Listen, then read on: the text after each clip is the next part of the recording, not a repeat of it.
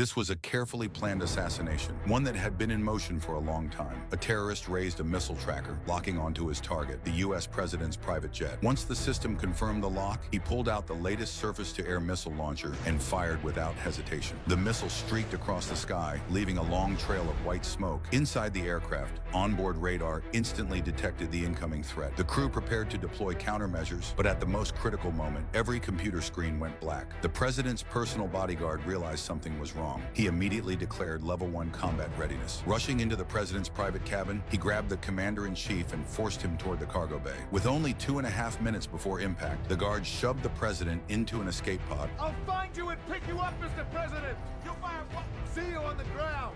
Then slammed the launch button. The pod fired out of the jet and disappeared into the dark sky. Moments later, the security team followed procedure and jumped from the plane. But strangely, none of their parachutes opened. One officer sensed something was off, turned to question it, and was instantly shot dead by the president's own bodyguard. It was then the truth became clear. The trusted bodyguard was a traitor, working directly with the terrorists. After eliminating the witnesses, he calmly jumped from the aircraft, falling toward the dense forest below. Meanwhile, the terrorist radar confirmed a direct lock. Seconds later, the missile burst through the clouds and hit the president's jet squarely, destroying it along with 3 escorting F-16 fighters. The explosion lit up the sky, and the wreckage plummeted into a remote Finnish forest. At the Pentagon, Air Force One's signal vanished. The escape pod's transponder went dark as well. The Secretary of Defense immediately activated an emergency task force and deployed SEAL Team 6 for rescue operations. Meanwhile, trapped inside his sealed pod, the president struggled for air. Just when hope seemed lost, a young boy hunting in the woods stumbled upon the wreckage. Armed with a bow, the boy crept closer and, out of curiosity, tapped lightly on the hatch. Believing it was his bodyguard, the president scrawled the unlock code on the window. The boy entered it carefully, then ducked for cover. The hatch opened,